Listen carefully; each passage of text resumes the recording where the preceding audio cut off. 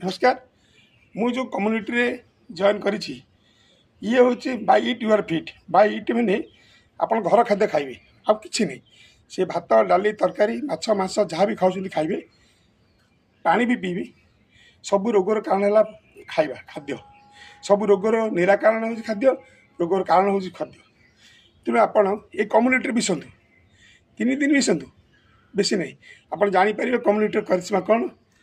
आपण अनुभव करेंगे जड़े 69 वर्ष 70 वर्ष लोक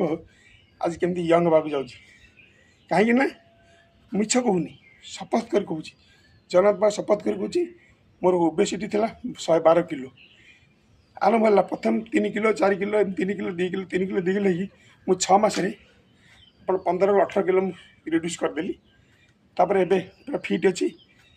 रिड्यूस करने को इच्छा होना कहीं ये फैट जो आम सब बड़ी जो पैंट फैंट सब निकल गया सब निकल जाऊँगी तेणु से मत एक्सरसाइज कराया कहीं आप केत पानी पीबे केत खाद्य खाइबे केत फाइबर फुड खाइबे के जंक फुड खाऊ कौन खाऊँ कार्बोहाइड्रेट खाद्य कौन खाइबे सब कौन खाईपारे आप डायबिटीज आप आलू फालू वगैरह वगैरह सब बंद हो जाए कौन लोग भल होना हो ना तेणु आप डायबिटीज भी आलू फालू सब खाए मिठा भी खाइबे सब खाइबे ये जिन सब हो ज्ञान सहित शुणे देखिए।